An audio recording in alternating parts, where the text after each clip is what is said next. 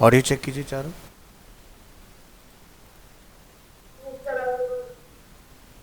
ठीक है।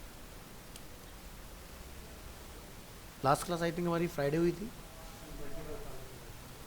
Multiple columns.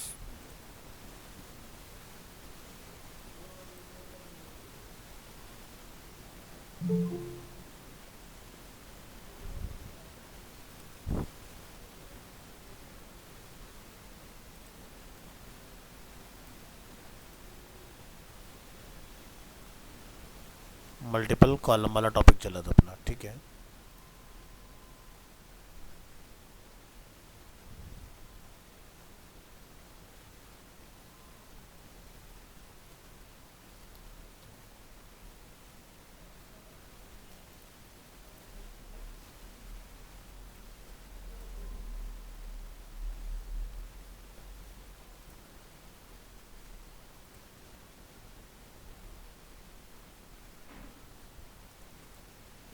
Okay, तो इसमें हम लोगों ने मल्टीपल कॉलम अपना क्रिएट कर दिया था इस तरह से, ठीक है।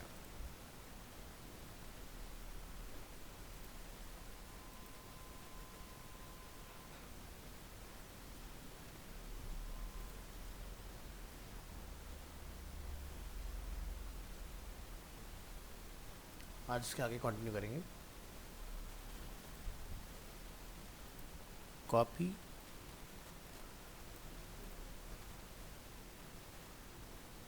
पेस्ट। डेट चेंज कर दिया ना हमने। हाँ, तो आज का टॉपिक है अपना CSS column rule.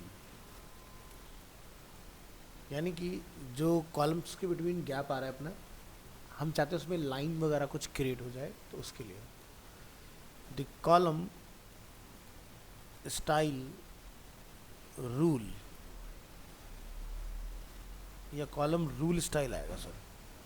Column rule style property specifies the style of the rule between columns।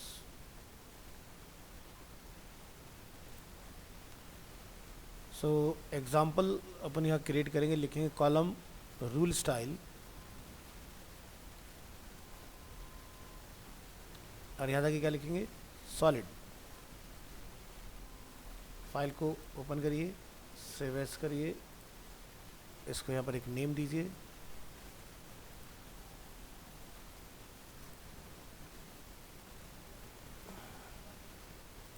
और यहाँ पर दीजिए इसका आगे कॉलम रूल स्टाइल। और कॉलम रूल स्टाइल में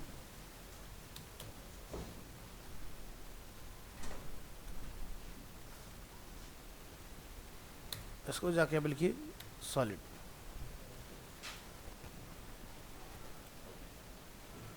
और यहाँ लिखिए कॉलम रूल स्टाइल। फाइल को ब्राउज़र में ओपन करिए, क्लोज करिए इसको। वो कहाँ है आकाश? ये दिखाई दे रहा है बीच में लाइन?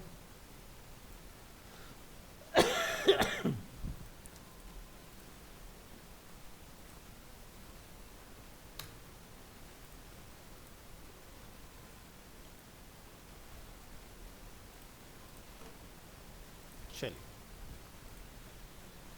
सो ये प्रॉपर्टी आपने ट्राई करना है कॉलम रूल स्टाइल के नाम से।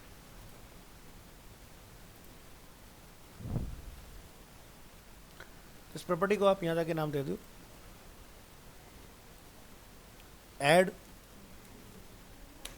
A rule between the columns.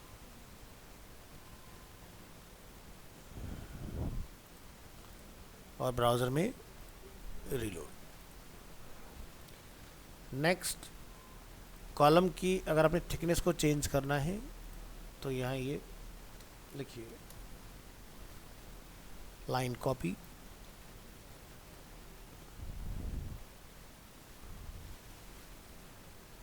column rule width property specifies the width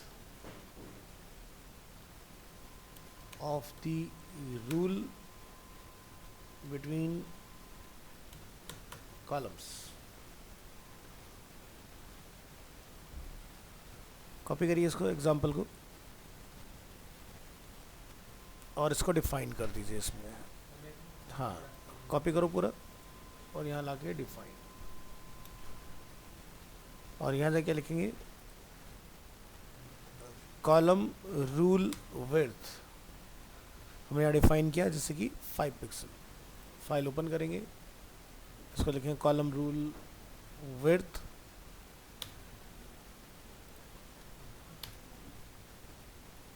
column rule width 5 pixel.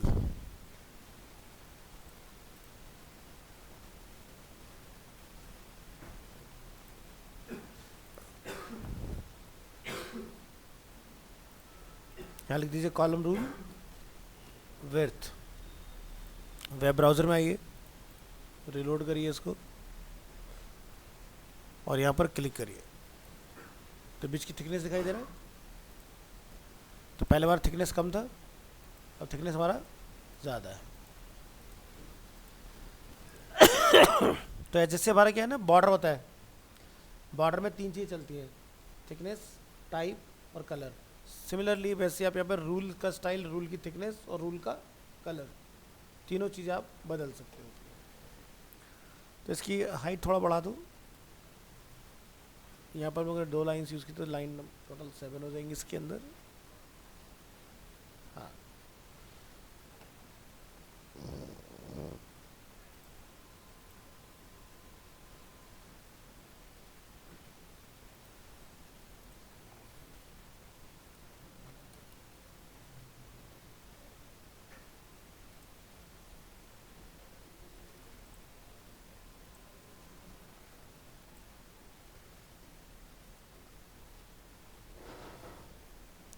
चलिए नेक्स्ट देखते हैं column rule colour.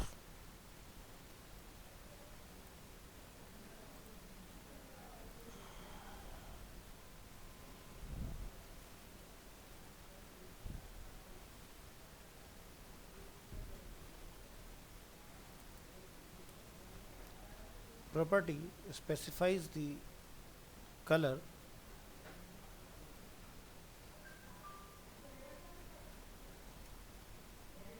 of the rule between columns। यहाँ लिखिएगा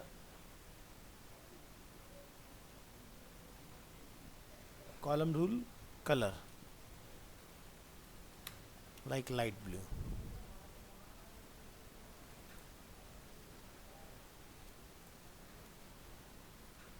एक, दो, तीन, चार, पाँच,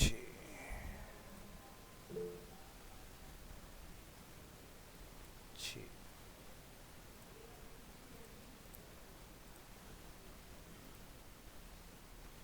गुड आफ्टरनून अंशुमन।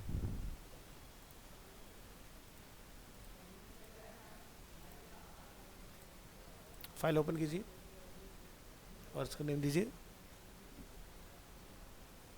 कलर।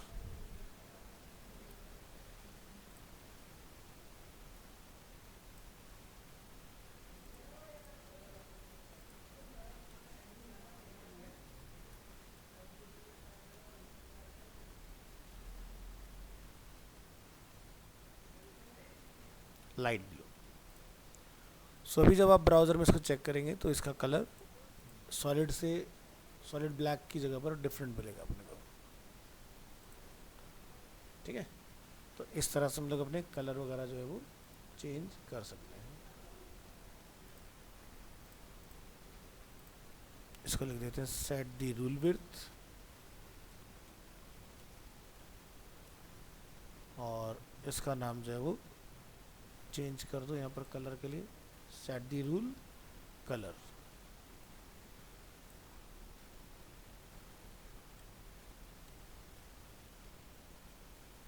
ये पार्ट भी आपका डन हो गया। तो कॉलम रूल जो होती है वो शॉर्ट हैंड प्रॉपर्टी है अपनी, तो आपको ये सब लिखने की ज़रूरत नहीं है अलग अलग, आप वन गो में वन डिक्लेरेशन में सारी चीज़ें पास कर सकते हो। The column rule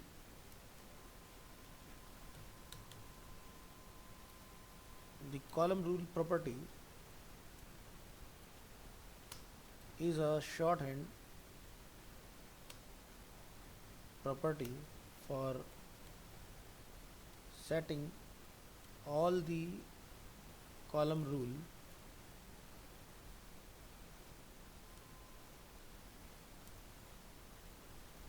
properties above. The following example sets the width, style and color of the rule between columns.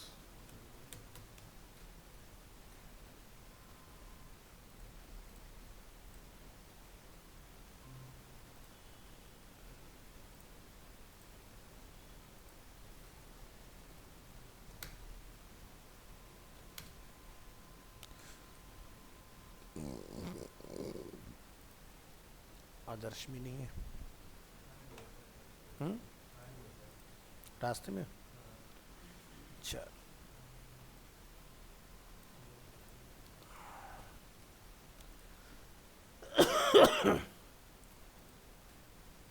तो यहाँ पे लिखे ओनली कॉलम रूल, और जो भी आपने इसके अंदर डिक्लेरेशन करना है वो शॉर्ट में करते जाइए इसके अंदर।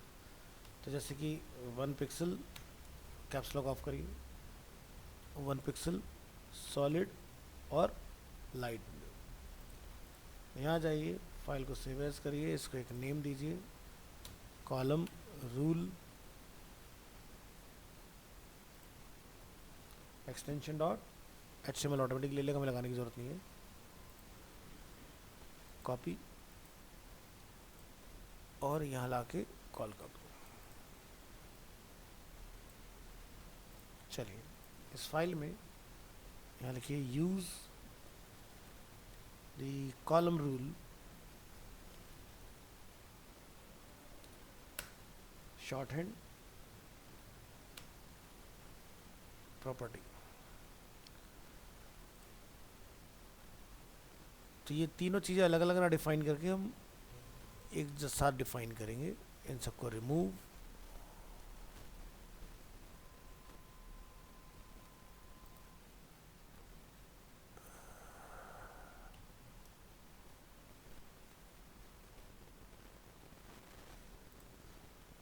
तो क्या लिखना है यहाँ पर, 1 पिक्सल सॉलिड और कलर लाइट ब्लू। बाकी काउंट वाली प्रॉपर्टी अपनी अलग चलेगी। चलिए, तो ब्राउज़र में फाइल अपनी क्रिएट हो चुकी है, यहाँ जाइए, क्लिक करिए यहाँ पर, तो आप देखें 1 पिक्सल की थिकनेस, सॉलिड और लाइट ब्लू कलर, इस तरह से अपना ये डिफाइन कर सकते हो। नेक्स्ट प्रॉपर्टी पर आइए, H2 हमने कहाँ मेंशन किया था, वहाँ से पूरा कॉपी करेंगे और इसको कम इन यहाँ पर आके इसको डिफाइन करो, चारू रश्मि। चलिए,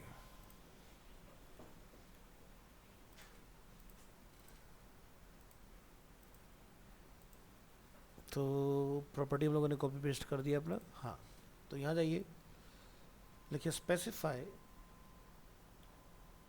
caps lock of how many columns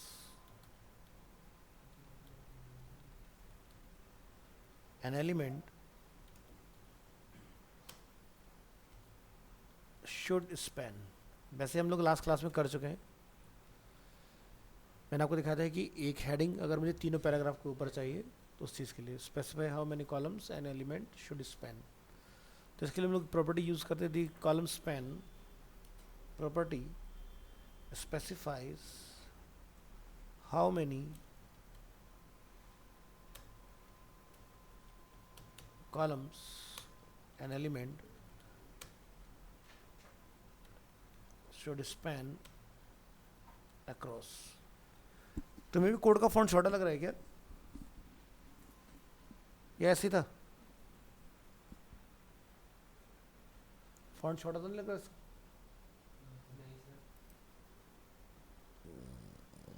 मुझे लग रहा है शायद सागर सर ने चेंज किया है font size.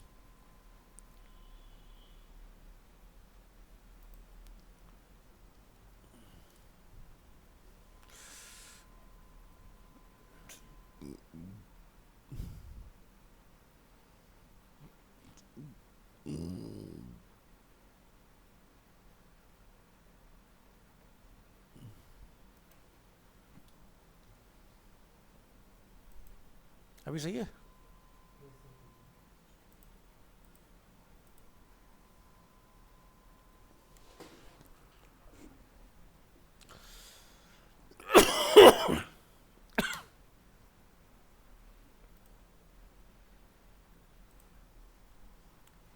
See, the following example specifies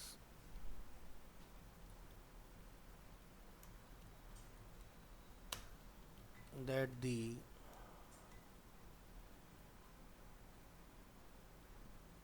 H2 element should span across all columns.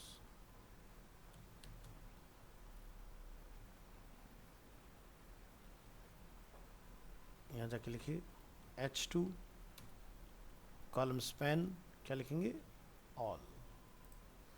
यहाँ ये फाइल को सेव एज कीजिए और इसको लिखिए कॉलम स्पैन. और आपने अब जैसे हमारे पास एक हेडिंग हम लोग यहाँ बना लेते हैं इधर.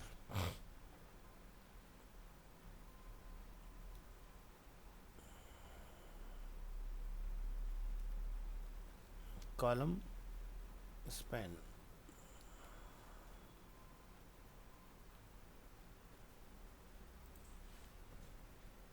फाइल को सेव कीजिए और यहाँ लिखिए कॉलम स्पैन. ब्राउज़र में आइए, रिलोड करिए, इसको क्लिक कीजिए तो आप देख सकते हो हेडिंग जो है वो इसी पैराग्राफ में वर्क कर रहा है. बाकी पैराग्राफ हमारे टॉप से स्टार्ट हो रहे हैं. हम चाहते हैं कि ये सभी को चेंज करें यहाँ पर. तो स्पैन में यहाँ जाइए, जो भी आपकी हेडिंग है लाइक H1 या H2 की हम लोग बात करें तो H2 लिखिए और यहाँ पे लिखेंगे कॉलम स्पैन ऑल. और यहाँ जाके आपने क्या लिख देना है इसको 2. और ब्राउज़र में जाके अपन जब रीलोड करें तो देखेंगे ये इस तरह से दिखाई देगा. अब मान लो कोई आपने बड़ी हेडिंग अगर बना दी है, ये जस्ट मैं एग्जांपल के लिए डाल रहा हूँ यहाँ पर, तो आप देखें इसका फ्लो इस तरह से दिखाई देगा. तो अगर स्क्रीन आप छोटा करेंगे तो दिखाई दे रहा है सभी को ऊपर आ रहे हैं. ये होता है ऑल.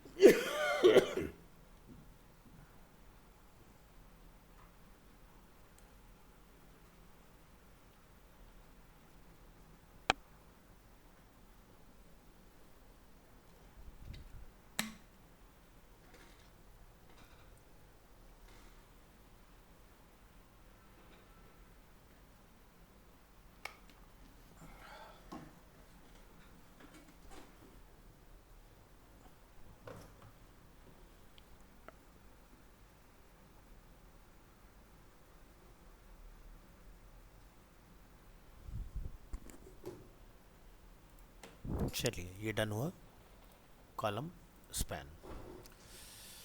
नेक्स्ट, कॉलम की विड्थ अगर आप चेंज करना चाहें, जैसे एक तो हो गया कि कॉलम काउंट आपने लिख दिया, हम चाहते हैं कि मैन्युअली हम लोग अपने कॉलम की विड्थ को कंट्रोल करें. सो ये भी पॉसिबल है. तो कॉपी कीजिए यहाँ से यहाँ तक और यहाँ लिखिए specify the column width.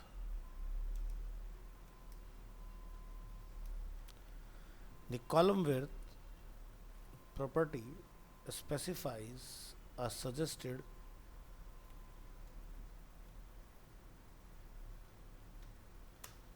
optimal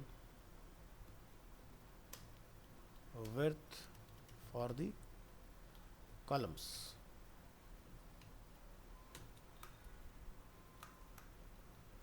Next, the following example specifies that the suggested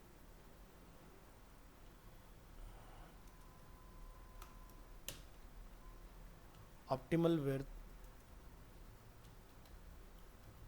for the columns should be 100 pixel wide.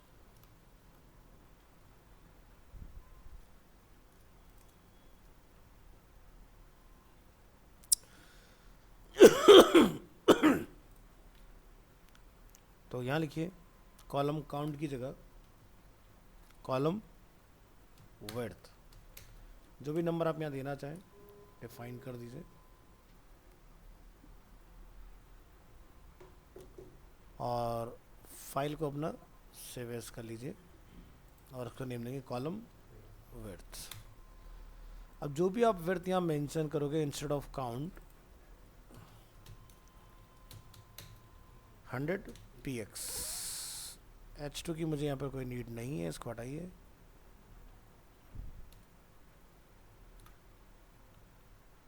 ये हो जाएगा 1। Specify the column width. Width को यहाँ पर लोड कीजिए और वेब ब्राउज़र में चेक करिए इसको।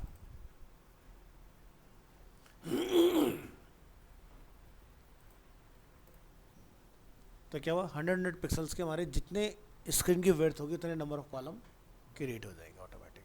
ठीक है, सो हमारी स्क्रीन की विड्थ कितनी है 1920। ठीक है, डिवाइडेड बाय 100 अगर करते हैं तो कितने का यहाँ पर 19.2। बट अभी क्या हुआ, यहाँ पर कॉलम कम बने, उतने नहीं बने। जरा काउंट करें तो कितने बने 1 2 3 4 5 6 7 8 9 10 16 बने। ठीक है, 16 है 17 है 17 है। 1 2 3 4 5 6 7 8 9 10 11 12 13 14 15 16 है, एक एक्स्ट्रा काउंट कर दिया तुमने। ठीक है, तो हमारे 19 कॉलम्स बनने चाहिए। तो अभी मैटर कम है, अगर मैटर ज़्यादा होगा तो ये और प्रोड्यूस कर देगा। ठीक है,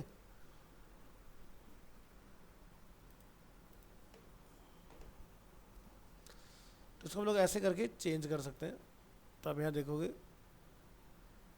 जितने कॉलम ये फिट कर सकता है जिस विड्थ के अंदर, उसके हिसाब से यहाँ पर ये बनाता जाएगा। अब देखो यहाँ पर 1 2 3 4 5 6 7 8 9 10 11 12 13 14 15 16 17 18 19 20 21 22 23 24 25 26। मैंने स्क्रीन बड़ी कर दी ना। तो 100 के हिसाब से बढ़ाते चला जाएगा, जितना एरिया मिलेगा उसमें चेंज होते रहेंगे कॉलम्स। तो ये कॉलम जिसका बेसिकली हम लोग यूज़ करते हैं, बिना किसी एरिया को क्रिएट किए सीधे सीधे डिवाइड कर सकते हैं। ध्यान रखना है आपको, कोई ई पब्लिशिंग से रिलेटेड, ई मैगजीन, ई न्यूज़पेपर से रिलेटेड अगर काम करना है तभी इसको ट्राई करना है। ये मत सोचेगा कि वेबसाइट का डिज़ाइन बना लोगे इसमें कॉलम इजीली बन जाते हैं, तो डिज़ाइन ऊपर नीचे भागता रहेगा, फिर दिक्कत हो जाएगी आपको। ठीक है, तो कहने का मतलब हमारा कि जैसे हम कोई टेम्पलेट अगर अपना यहाँ पर ओपन करते हैं,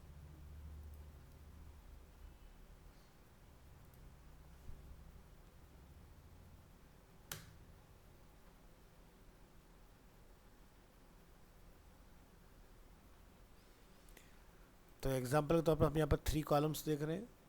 तो यहाँ पर कॉलम काउंट 3 नहीं चलाना है हमने, नहीं तो क्या होगा, स्क्रीन छोटा करोगे तो कोई भी किसी के में चला जाएगा। ठीक है, हाँ, एक ही कार्ड में अगर 2 कॉलम बने हुए हैं तब कॉलम काउंट का इस्तेमाल करो। बट ध्यान रखना है ओनली फॉर टेक्स्ट। अगर बीच में कोई बटन है या कुछ तरह के सिंबल्स हैं, इमेज हैं, एसवीजीज हैं, तब नहीं। चैनल पर मैसेज तो आया होगा आपके पास हॉलीडे का, 31 से लेकर 3 तक ऑफ रहेगा दिवाली के लिए, मतलब एडवांस में डिक्लेरेशन दे दिया है। बाकी फिर भी मैं नॉलेज के लिए एक बार दोबारा डाल दूंगा।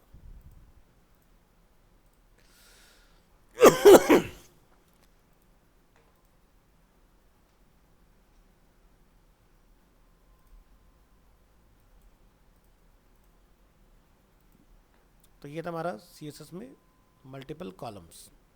आज हम लोग देखेंगे यूज़र इंटरफेस।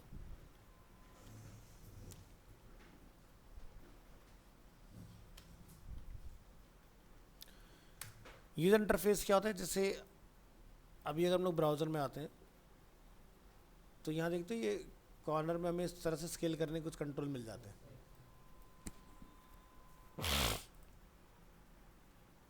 तो यहाँ तो भी बूटस्ट्रैप इम्प्लीमेंट है तो उससे हम लोग वर्टिकल कर पा रहे हैं, लेकिन अगर बूटस्ट्रैप नहीं होगा तो ये हम लोग डायगोनल भी खींच सकते हैं इसको। ठीक है,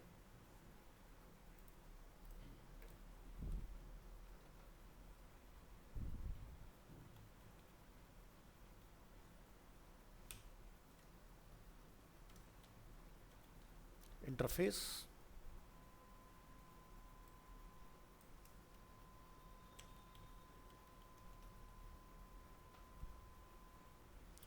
तो इसमें दो प्रॉपर्टीज़ आपकी आती हैं जो कि काफ़ी फेमस प्रॉपर्टीज़ हैं।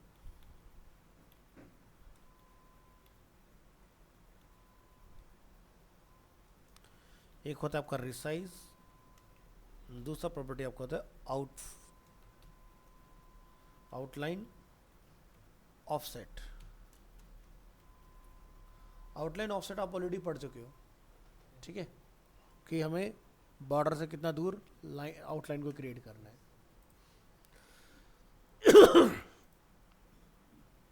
चलिए ब्राउज़र सपोर्ट की बात करेंगे तो resize property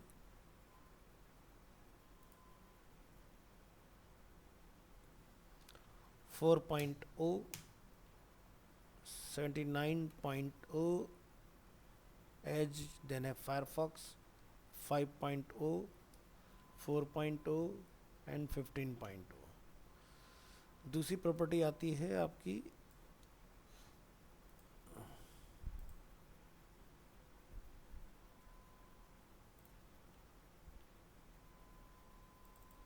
outline offset.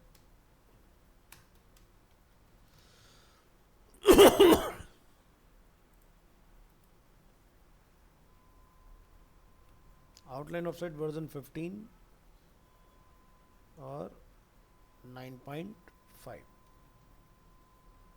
Browser open करिए फाइल। ठीक है, तो यूज़र इंटरफेस की ये आपकी प्रॉपर्टीज़ हैं। कुछ गड़बड़ हो गया टीडी में, यहाँ पर ज़रा फिक्स कर लीजिए इसको।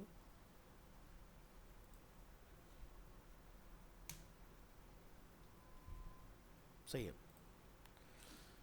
इधर आइए। तो सबसे पहले देखेंगे सीएसएस में resizing.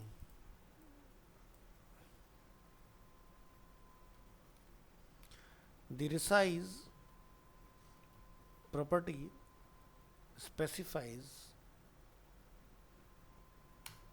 if and how an element should be resized or resizable by the user।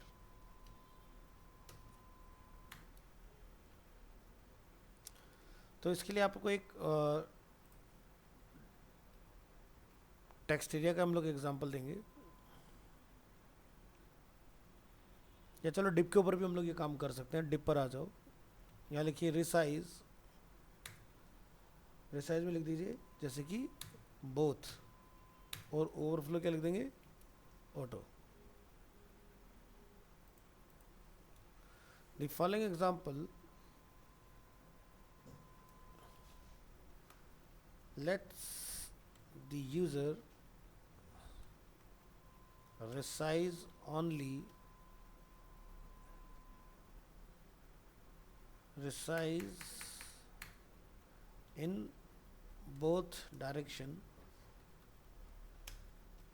of div element.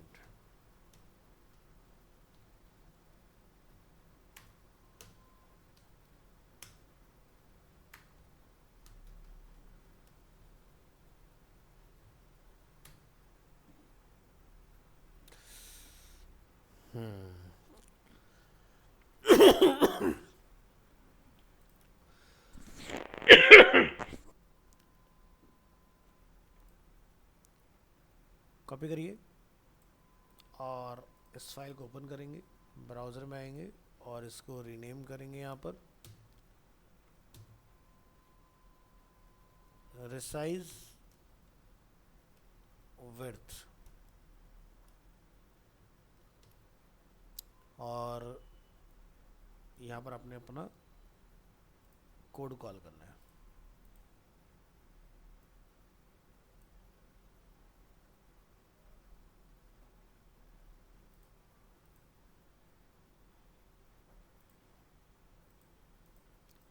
तो मैंने लिखा रिसाइज इन बोथ डायरेक्शन और ओवरफ्लो ऑटो। यहाँ पर डिव को हाईलाइट करने के लिए बॉर्डर डिफाइन करिए लाइक 2 पिक्सल, सॉलिड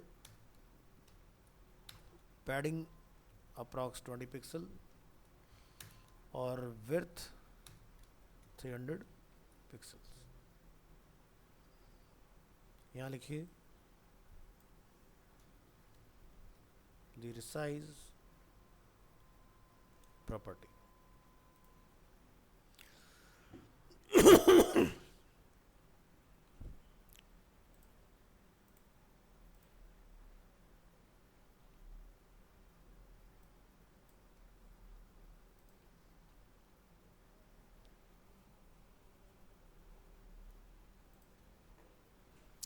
तो हमारे पास मैटर ज़्यादा है इसलिए कुछ इस तरह से आ रहा है।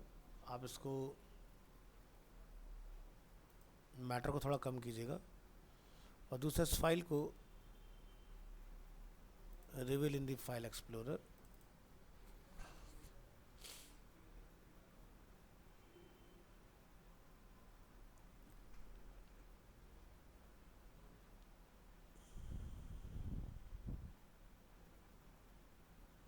अब चलाइए तो दिखाई दे रहा है हमारा डिप के ऊपर। तो हम अपने डिप को इस तरह से पकड़ के छोटा बड़ा कर सकते हैं, ठीक है, with the help of resize. वैसे टेक्स्ट एरिया पर होता है लेकिन ये प्रॉपर्टी हम किसी को भी दे सकते हैं। तो अगर आप चाहते हैं कि सिर्फ ये हॉरिजॉन्टल हो तो आप बोथ की जगह पे क्या लिखेंगे, हॉरिजॉन्टल।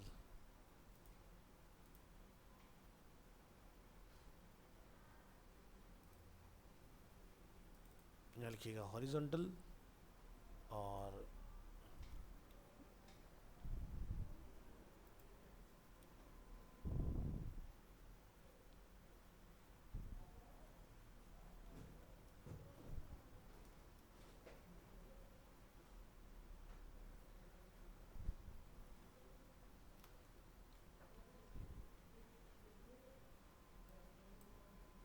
ये देखिए अब सिर्फ हॉरिजॉन्टली वर्क करेगा, वर्टिकल वर्क नहीं करेगा, ठीक है।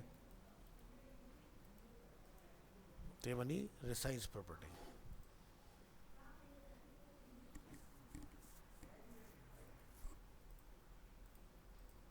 नेक्स्ट देखिए वर्टिकल के लिए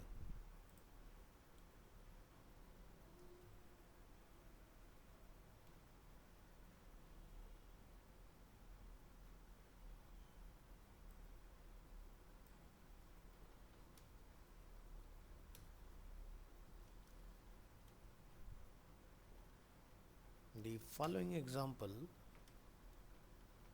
lets the user resize only the height of a div element।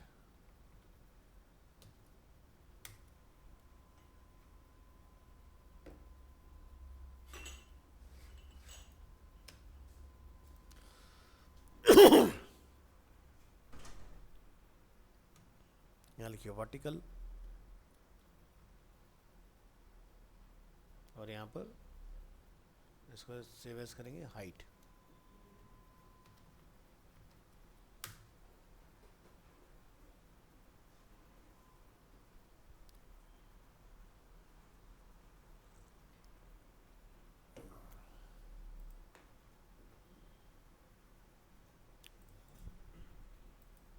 तो यहाँ लिखिए vertical instead of horizontal.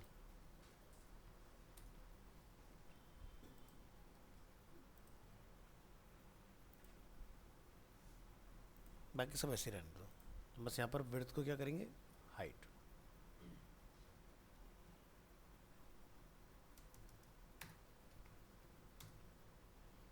Browser में आइए, एक्वायरी सिर्फ वर्टिकल होगा, हॉरिजॉन्टल नहीं होगा। तो आप देख रहे हो ये जो हमारा बाय डिफ़ॉल्ट जो हम लोग यूज़ करते हैं अपना बूटस्ट्रैप का, तो ये वर्टिकली चलता है, हॉरिजॉन्टल काम नहीं करता है। तो हॉरिजॉन्टल की प्रॉपर्टी वर्टिकल लगी होती है।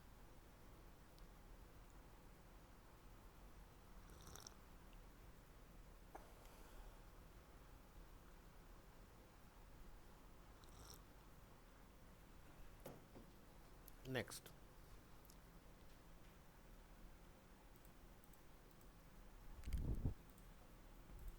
यहाँ रख देते हैं आगे।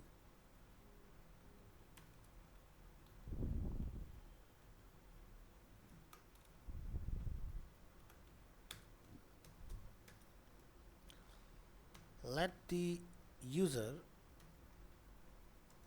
resize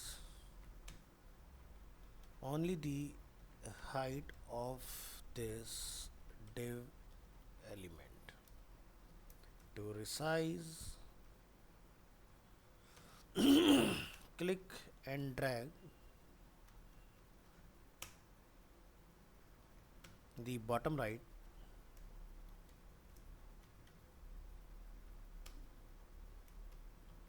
corner of this div element.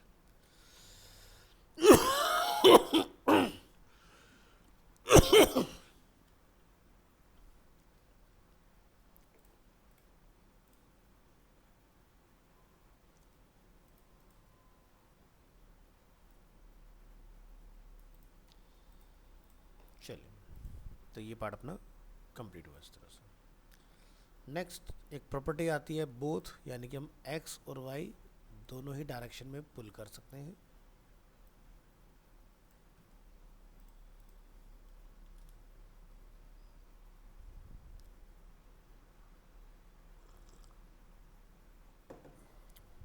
The following example lets the user resize both the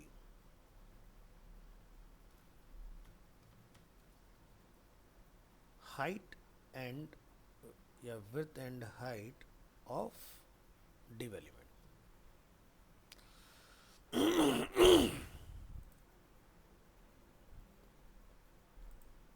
तो यहाँ पे क्या लिखेंगे, बोथ। और इस फाइल को आपने सेव एज कर लेना है, ओनली रिसाइज पुट कीजिए यहाँ पर both. Let's the user resize both the height and the width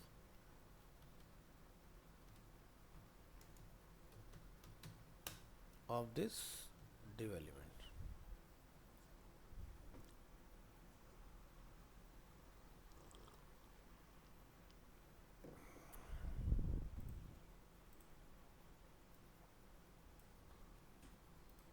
Control S, reload in the web browser,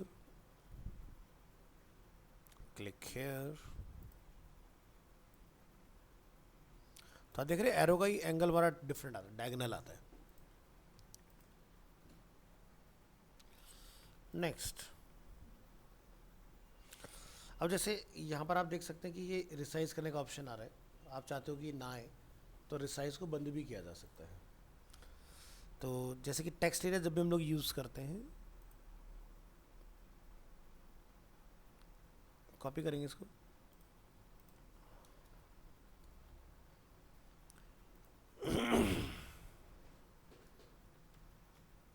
in many browsers,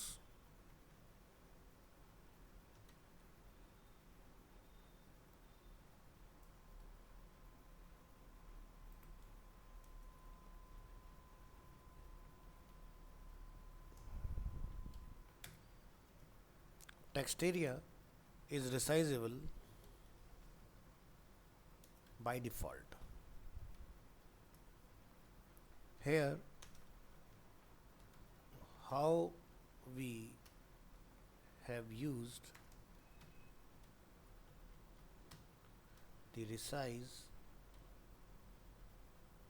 property to disable the resizability.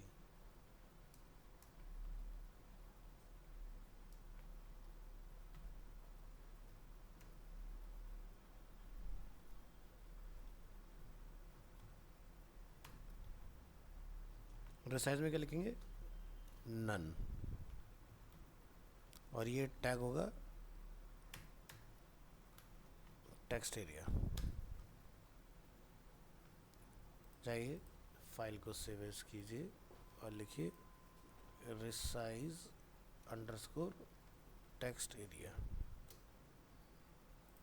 यहाँ जाके लिखिएगा text area और यहाँ पे क्या लिखेंगे? रिसाइज में none.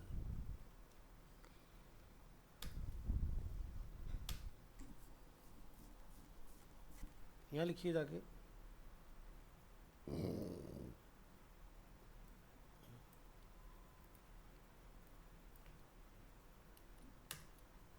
Text area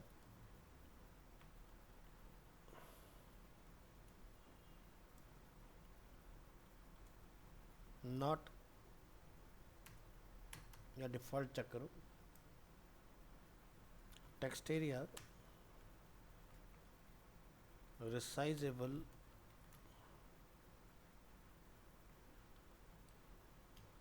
default।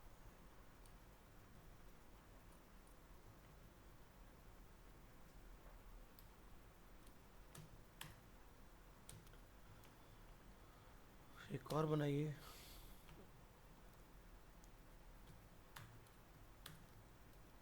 BR and BR। इसको हम लोग एक आईडी दे देते हैं, जैसे कि टेस्ट, और यहाँ लिख देंगे हैश टेस्ट।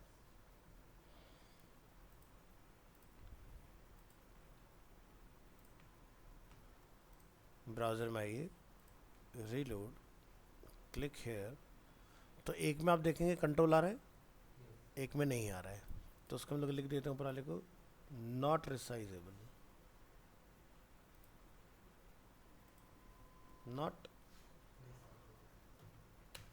रिसाइजेबल, और ये आपका डिफ़ॉल्ट है। तो बाय डिफ़ॉल्ट आपका कंटेंट रिसाइजेबल होता है, बट अगर आप CSS से कंट्रोल कर सकते हैं तो बंद कर सकते हैं उसको।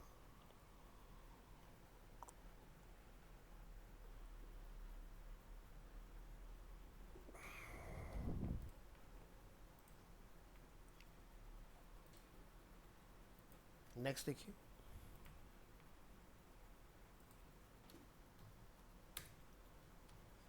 HR H2 CSS outline offset।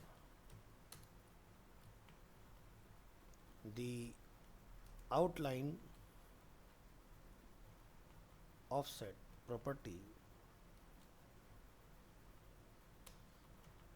adds space between an outline and the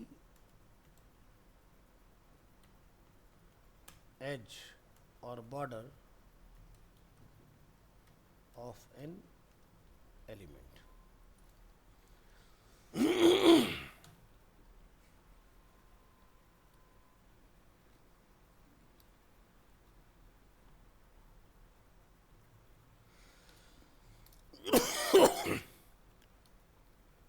class mark padding 3।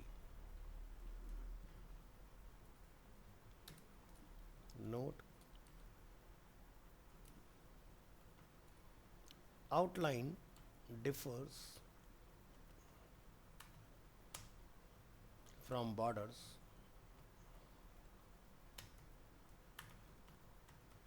unlike border the outline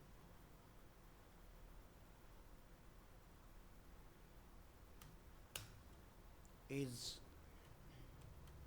drawn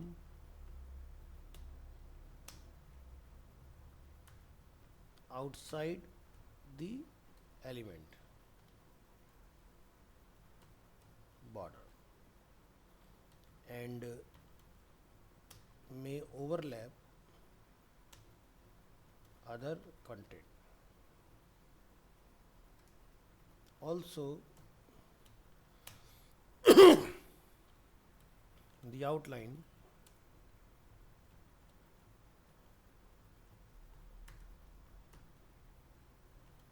is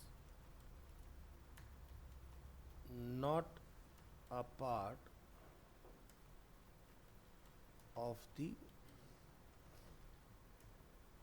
elements dimensions. The element total width and height is not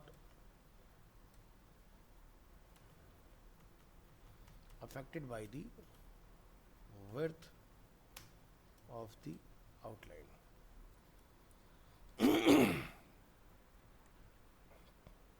example copy करिए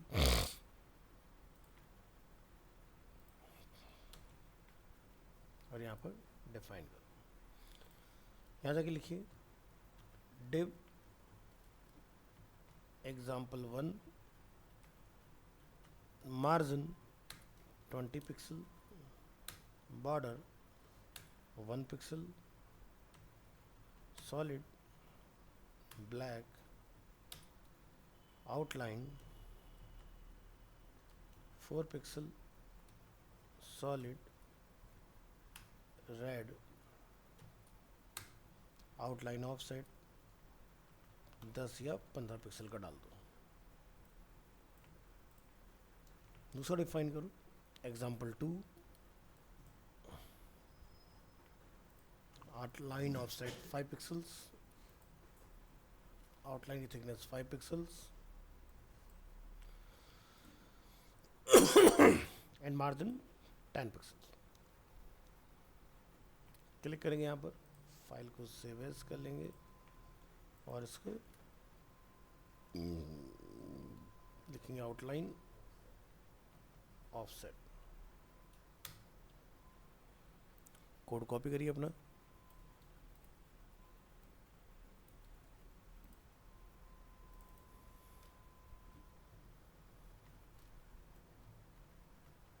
outline offset property.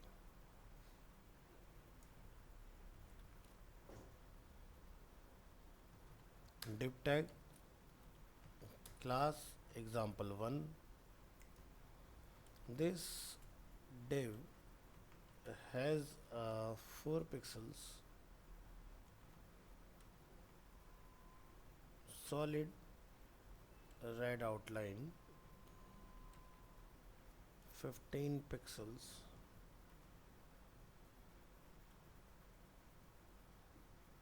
outside the border edge.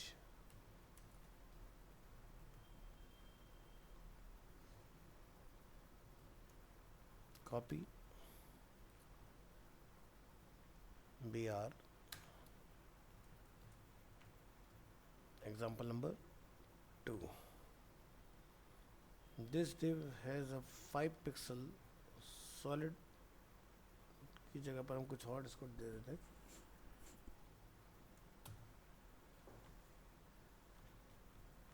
Dashed blue outline 5 pixel outside the border's edge. तो 5 pixel dotted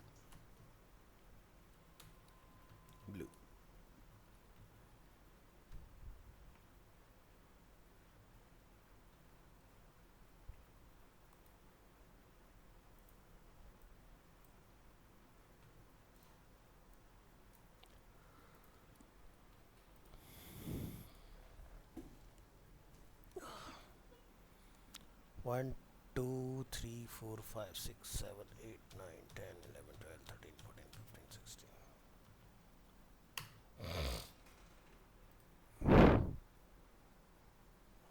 चलिए इस file को हम लोग name देंगे यहाँ पर आउटलाइन ऑफसेट, रिसाइज हटा दीजिए।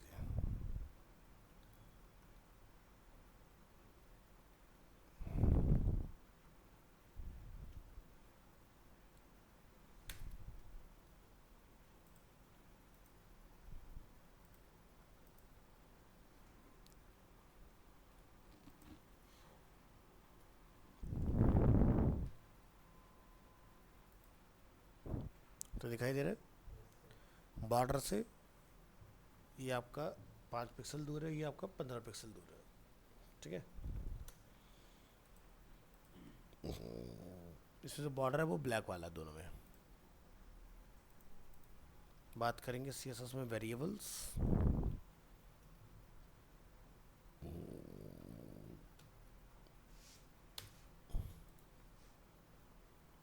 चलिए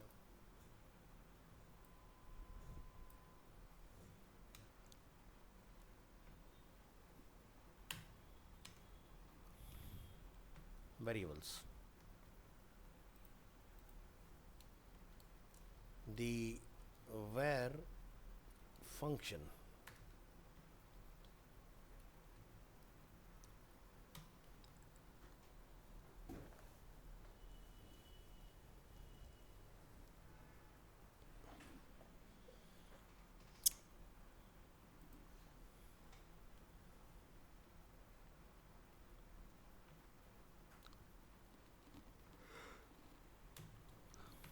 the variables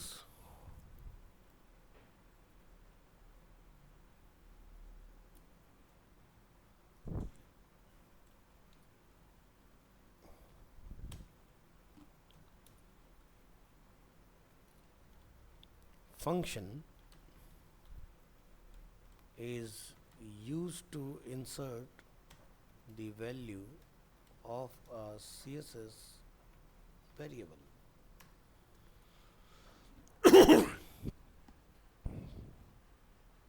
तो जनरली हम लोग क्या करते हैं, कोई भी क्लास लेते हैं तो डायरेक्टली जैसे कलर इक्वल टू हम लोग कलर का नंबर या नेम पास कर देते हैं। अब होता क्या है कि अगर आप कोई प्रोजेक्ट बना रहे हो और क्लाइंट के पास आप लेके जाते हो, क्लाइंट कहता है चेंज करो, मुझे ये पसंद नहीं आ रहा। तो मान लो कि आपने पैराग्राफ जो है वो मल्टीपल टाइम जितनी बार भी लिखा, हर बार कलर सेट किया, तो आपको हर जगह कलर बदलना पड़ेगा। तो कुछ ऐसा तरीका होना चाहिए कि हम लोग एक जगह पर चेंज करें, थ्रू आउट वेबसाइट में चेंजेस हो जाए। क्लाइंट बोले कि वाइट कलर बदल के कुछ और लगा दो, तो आपने एक जगह चेंज किया, सब जगह कलर चेंज हो गया। ना कि ये हो कि हम लोग हर एक क्लास में जा जाके जहाँ पर भी हमने वाइट कलर लिखा था उसको हम लोग जाके चेंज करके आ रहे हैं। ऐसे क्या होगा, आप भी इरिटेट हो जाओगे, आपको करते हुए क्लाइंट देखेगा, वो भी आपसे फिर दोबारा कहेगा नहीं कि कलर चेंज करो। क्या हो सकता है कि वो आपसे कहे क्योंकि वो पैसे पे कर रहे हैं, तो आप परेशान हो जाओगे बार बार चेंज करते करते। तो कोई शॉर्टकट होना चाहिए जिससे वन गो में एक ही जगह पर चेंज करें, सभी जगह पर चेंजेस अपडेट हों।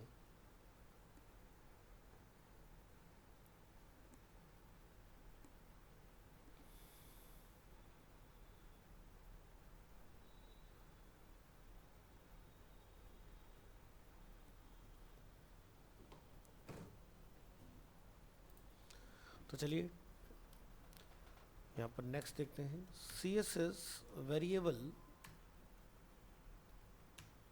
Have access to the DOM. DOM बोले तो document object model, which means that you can create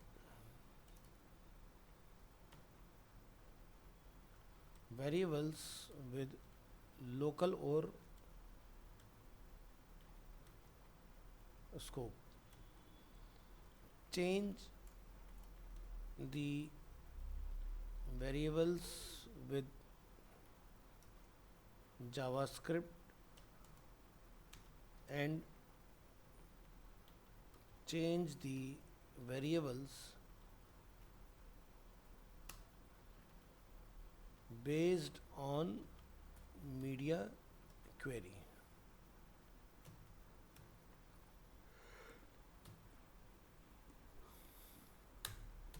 next, a good way to use CSS variables is when it comes to the color of your design,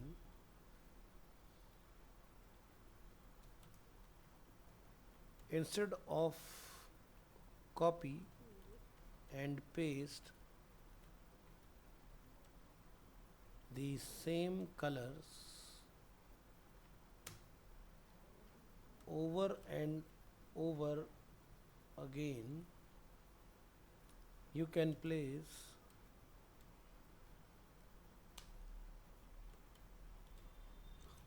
them in variables.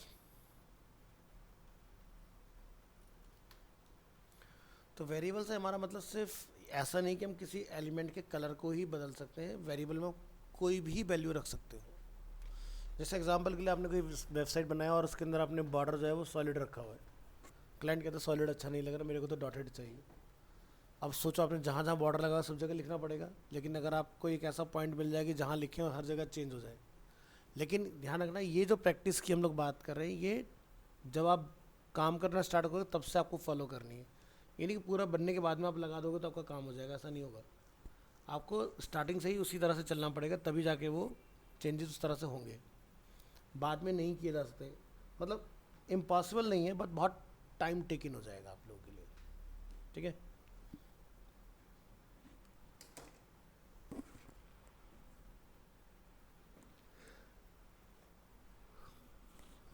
Internal और external दोनों तरीके से काम करता है। चलिए, तो पहले ट्रेडिशनल वे पर आते हैं।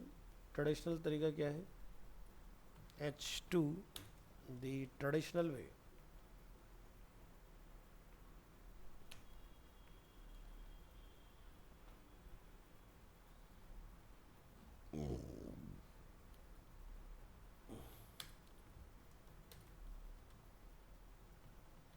The following example shows the traditional way of defining some colors in a style sheet by defining the colors to use for each specific element.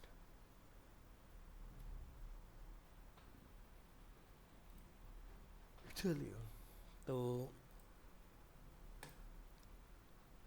यहाँ जाइए, लिखिए जैसे कि बॉडी और एक बैकग्राउंड कलर इसमें आप कॉल कर दीजिए।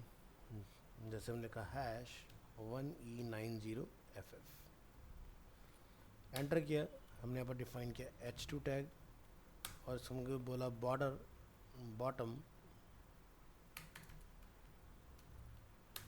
2 पिक्सल होना चाहिए, सॉलिड होना चाहिए, और यही कलर हम लोग रेफरेंस के लिए ले लेते हैं।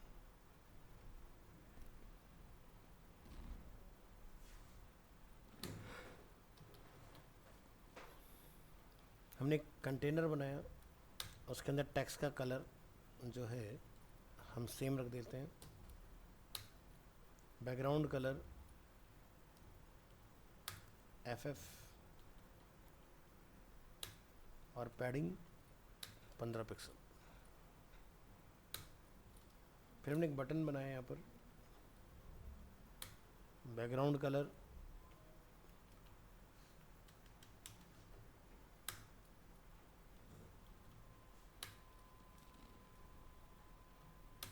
टेक्स्ट कलर बॉर्डर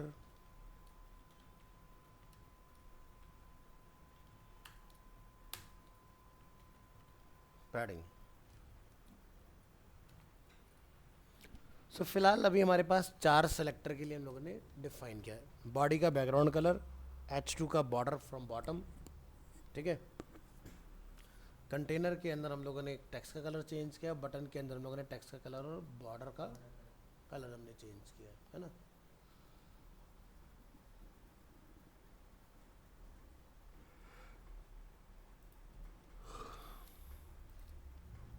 काउंट करेंगे 1 2 3 4 5 6 7 8 9 10 11 12 13 14 15 16 17 18 19 20 21।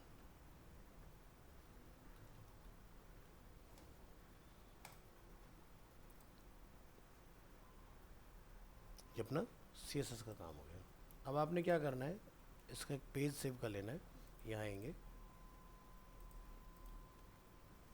उसका लिखेंगे try CSS3 variable underscore old. तो ये तो हमने स्टाइलिंग की है यहाँ पर, इस पूरे को आप कॉपी करिए। एक मिनट दीजिएगा। तो यहाँ से हमने ये पूरा कोड कॉपी करना है और यहाँ लाके कॉल, ये सब डिलीट कर दो यहाँ से। H1 the traditional way. अब बनाओ यहाँ पर एक डॉट कंटेनर, इसके अंदर एक हेडिंग बना दो। यहाँ पर एक पैराग्राफ बना लो, लॉरेम इप्सम। इसी तरह से एक और बना लो, एक और पैराग्राफ बना लो, इसके अंदर कुछ बटन बना लो और यहाँ लिख दो जैसे कि यस। एक और बटन बना लो, यहाँ लिख दो जैसे कि नो। और इस फाइल का लिंक आपने यहाँ से लेना है और यहाँ लाके कॉल कर लेना है। नीचे अनवांटेड पार्ट जितना भी है उसको हटाइए, Ctrl+S, open with live server. So क्या होगा कि जो ये पार्ट है आपका इस तरह से कुछ बन के आ गया। अब मान लो क्लाइंट कहता है भाई ये कलर अच्छा नहीं लग रहा है, तो यानी कि हमारे लिए इतना सरदर्द हो जाएगा इसके अंदर कि आप यहाँ जाओगे और 3 से 4 जगह पर आप अपना कलर चेंज करके आओगे, ठीक है। तो कितनी जगह हो गया, 1 2 3 4 5।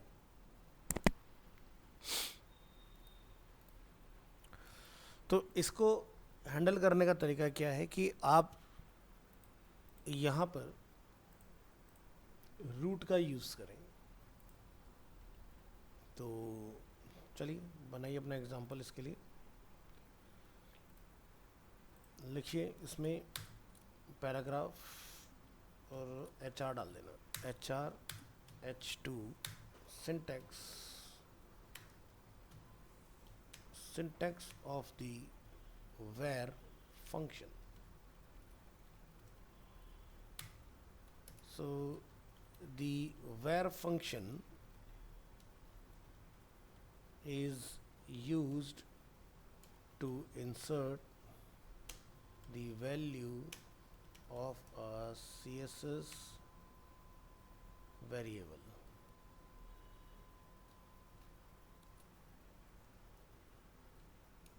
ठीक है, the syntax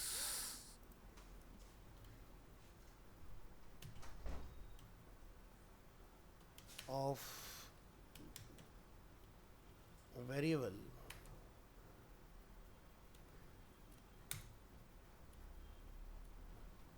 चलिए। तो जब आप इसको डिफाइन करेंगे तो ये कुछ इस तरह से आपने डिफाइन करना था, रूट और एंटर। इस तरह से आपने जाके इसके अंदर वैल्यूज़ को डिफाइन कर लेना है। तो चलिए इसके लिए आप क्या करोगे, यहाँ से example copy,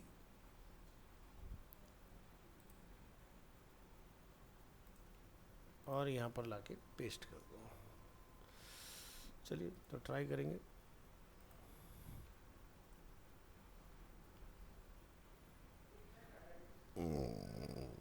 The syntax of the var function is as follows.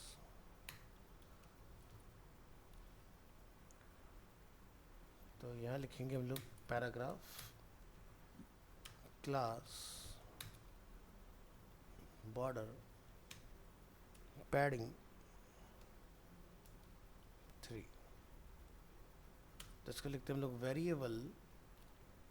Variable का नेम कॉमा वैल्यू। तो BS5 table default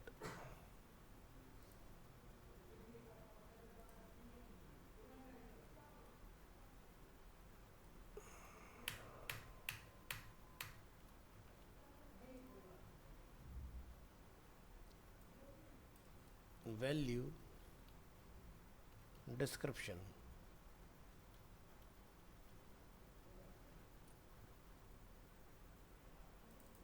table stripe table bordered.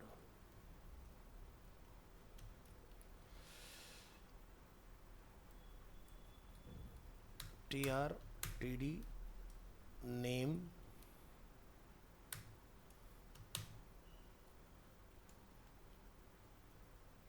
required the variable name must start with 2 dashes. Second, value is optional.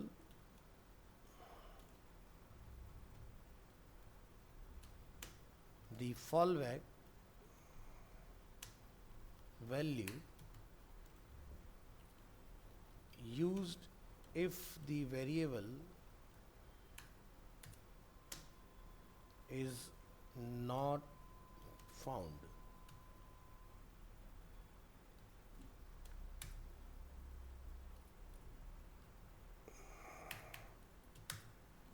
Note,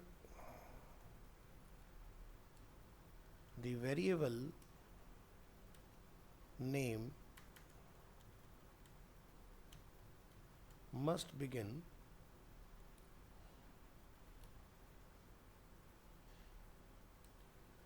with 2 dashes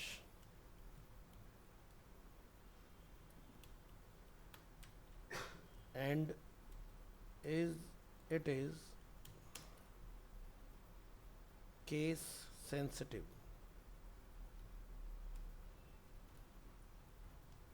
यानी कि जैसा लिखोगे वैसा ही call भी करना है आपको। So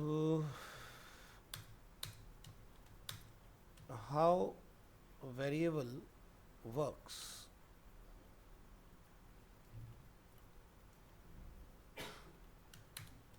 first of all,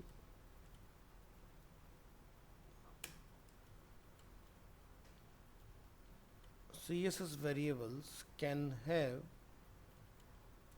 a global or local scope। Local क्या हो गया कि भाई हमने किसी फाइल में डिफाइन किया तो फाइल में काम करेगा, और अगर हमने एक्सटर्नल डिफाइन किया तो सब में काम करेगा जहाँ जहाँ पर वो फाइल एसोसिएटेड होगा।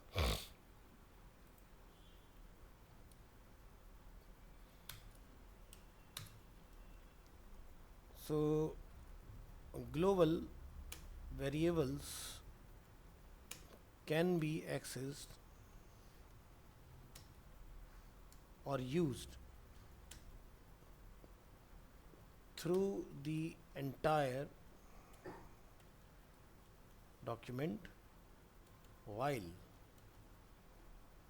local variables can be used only inside the selector where it is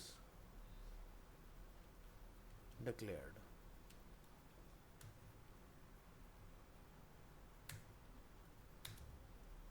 To create a variable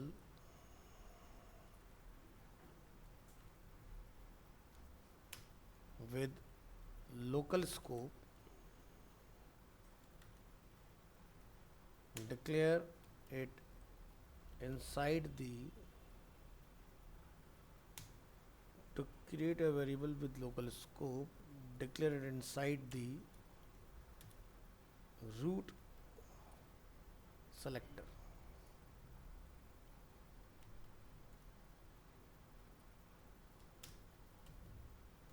The root selector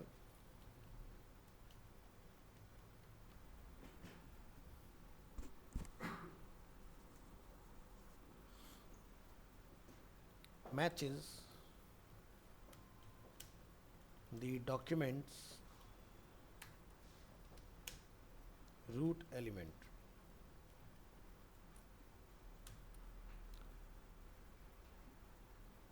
Next, to create a variable with local scope, तो ये वाला स्टेटमेंट ग्लोबल के लिए consider करो, GLOBAL, और ये local scope, declare it inside the selector that is going to use it.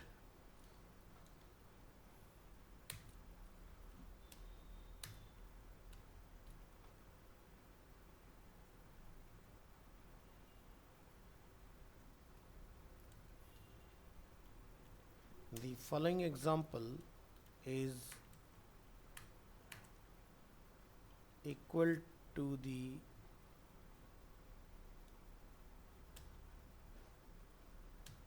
example above, but here we use the variable function.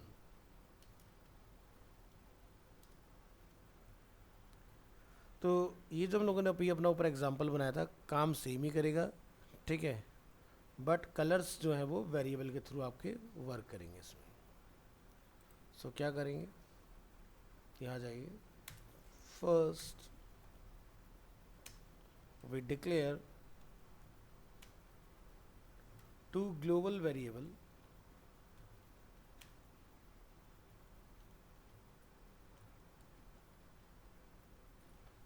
like blue and white.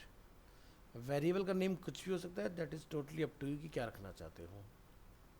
Then we use the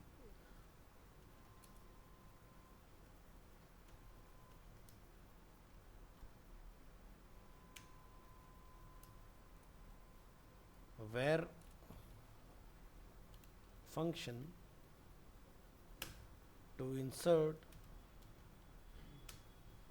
the value of the variables later in the style sheet. तो चलिए यहाँ पर लिखिए root enter इस तरह से, और यहाँ जाके आप लिखेंगे डैश ब्लू और लिखेंगे डैश वाइट.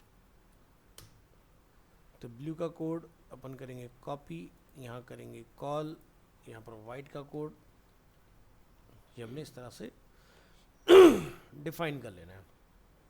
नेक्स्ट, अब जहाँ भी आपको कलर कॉल करना होगा, खासकर ब्लू, तो हम उसको फ़िलहाल के लिए कंट्रोल डी से सेलेक्ट कर लेते हैं, और मैं इसको डिलीट करके यहाँ पे क्या लिखूँगा, वेरिएबल, और यहाँ तक क्या लिख देंगे, ब्लू। अब जितनी जगह पर आपने वाइट कलर का इस्तेमाल किया है हम उसको सेलेक्ट करेंगे, यूज़ करेंगे वेरिएबल और क्या कॉल कर देंगे, वाइट। ये पूरा कोड आप यहाँ से करेंगे कॉपी। कॉपी करने के बाद आपने अपनी फाइल को ओपन कर लेना है, सेव एज कर लेना है और यहाँ जाके आप डिफाइन करेंगे वेरिएबल और ये सारा कुछ आपने यहाँ लाके कॉल कर लेना है। हेलो, तो ये हमने सब यहाँ पर इस तरह से लाके ऊपर कॉल कर देना है। यहाँ लिखेंगे यूजिंग दी वेरिएबल फंक्शन। बाकी रेस्ट हमें कंटेंट में कुछ भी चेंज करने की ज़रूरत नहीं है। फाइल को सेव कीजिए, वेब ब्राउज़र में आइए, रिफ़्रेश कर लीजिएगा सब यहाँ पर। इसमें थोड़ी सी हाइट बढ़ा लेंगे इसकी, ये ठीक हो जाएगा। एग्जाम्पल ओपन कीजिए, तो कोई भी चेंज नहीं है। चेंज क्या है, चेंज ये है कि मान लीजिए कि अब आप ये डिज़ाइन लेके क्लाइंट के पास गए, वो बोलता है भाई कलर बदलो,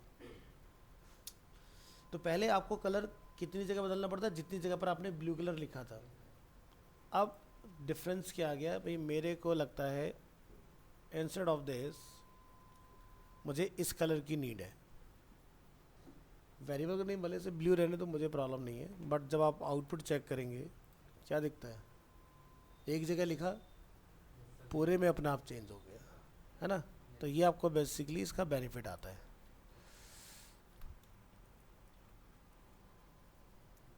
नहीं तो एक एक जगह जाओगे हर एक क्लास के अंदर और परेशान हो जाओगे आप कलर चेंज करते करते।